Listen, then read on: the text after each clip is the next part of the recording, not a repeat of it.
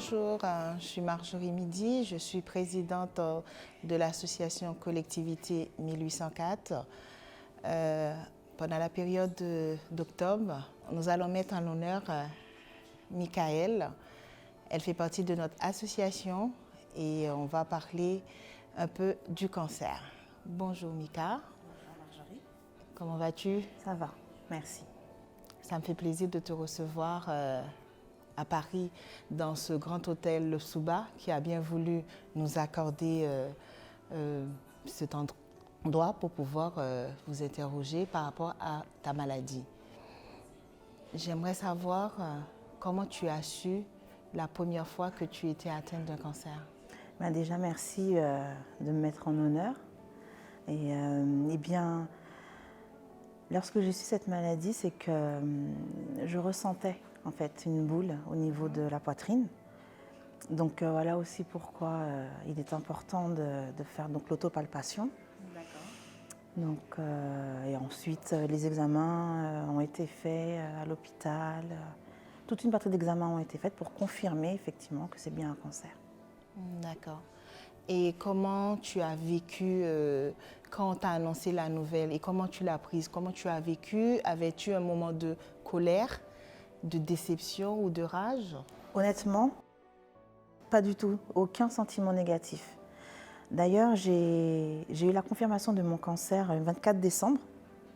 Donc, exactement. Et je peux dire que ça a été le plus beau Noël, la plus belle fête de Noël depuis mon existence. Parce que finalement, ça a été le départ de tout. Le départ de beaucoup de choses, le départ par rapport à mon combat. Et en même temps, c'était le moment de fêter. Mais je savais que c'était une victoire que j'étais en train de fêter.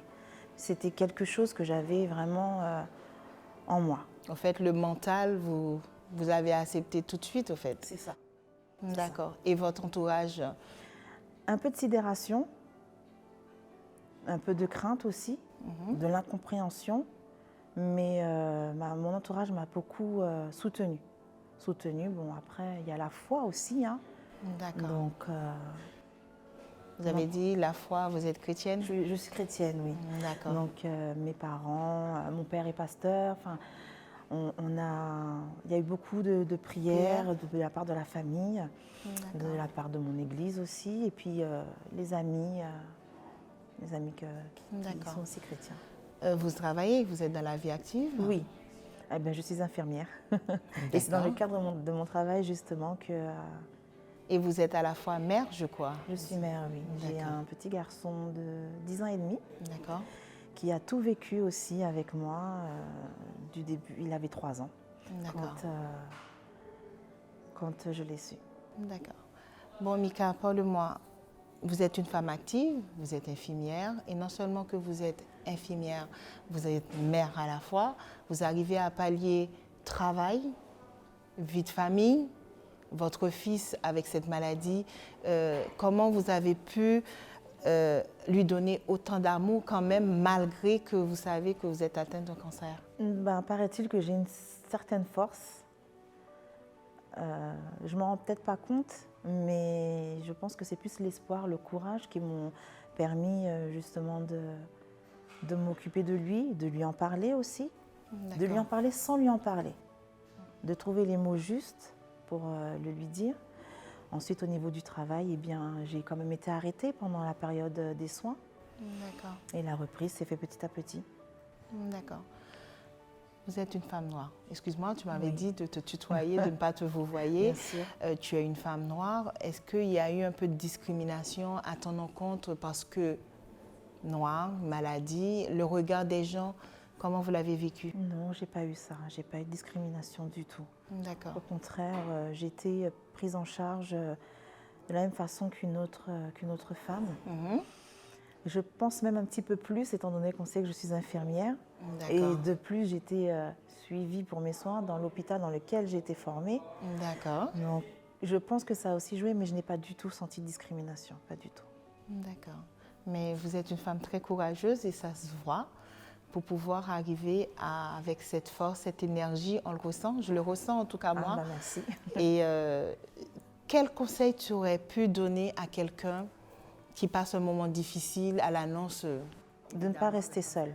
D'accord. De surtout ne pas rester seul, de ne pas avoir peur, de ne pas hésiter à en parler à des personnes de confiance. Ce n'est pas forcément évident d'en trouver, mais on en a tous au moins une autour de soi. Donc d'en parler, c'est vraiment, pour moi, je pense que c'est vraiment important.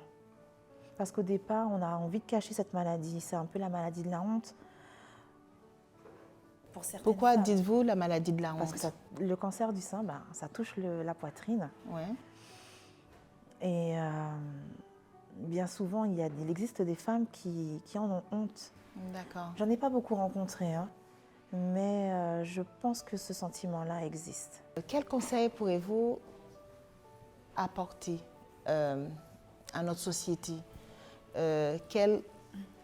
Qu'est-ce qu'elles devraient faire quand elles apprennent, au fait, une femme, quand elle apprend qu'elle a le cancer, que ce soit le cancer du sang, comment elle devrait le prendre? C'est vrai, tout le monde n'a pas la même force ou cette énergie, mais qu'est-ce que vous pouvez leur dire, en gros? Beaucoup de courage, beaucoup de force, d'y croire surtout, parce qu'on en guérit encore. On en guérit.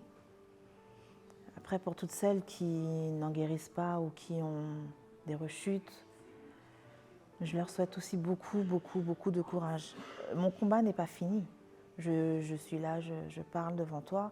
Mon combat n'est pas encore terminé puisque j'ai encore un traitement sur une durée de 10 ans. Parce que je crois qu'il y a la rémission aussi. Là, actuellement, je suis en rémission. D'accord. Mais j'ai un traitement anti-hormonal ou hormonal.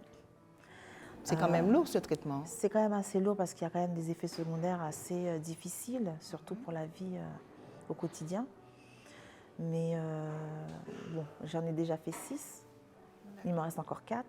Mais ce que je veux dire, c'est que le combat n'est jamais vraiment terminé, même lorsqu'on est en rémission.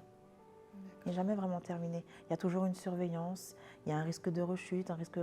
Enfin, voilà. Malgré la maladie, vous êtes rayonnante. Ah, merci. Vous êtes toute souriante. On voit qu'il y a la joie de vie en vous. Oui. Et je pense que ça pourrait encourager pas mal de monde. Je l'espère en tout cas. Je l'espère. Okay. Et au niveau médical, vous dites que le traitement est lourd. Est-ce que ce traitement, vous allez devoir le prendre à long terme ou ça va être du court terme? Alors, le traitement hormonal, après donc, toutes mes chimiothérapies, radiothérapies, dure 10 ans pour moi. Ensuite, je pense le temps après toutes ces thérapies est plus ou moins long selon les femmes, selon le comprimé, parce qu'il existe plusieurs types de traitements. Donc, je ne les connais pas tous, mais effectivement... D'accord. Il y a Michaëlle, pour ceux qui ne connaissent pas, elle est notre responsable en communication marketing, les affaires publiques au sein de la collectivité. Je te remercie d'avoir accepté que je puisse t'interroger face à cette maladie. Au nom de toute l'équipe de la collectivité 1804, nous te souhaitons bonne continuation et nous voulons que tu saches que tu n'es pas seule parce que la collectivité 1804, avant tout, c'est une famille. Et comme tu connais le slogan, ensemble, nous irons plus loin. Plus loin, c'est ça. Merci.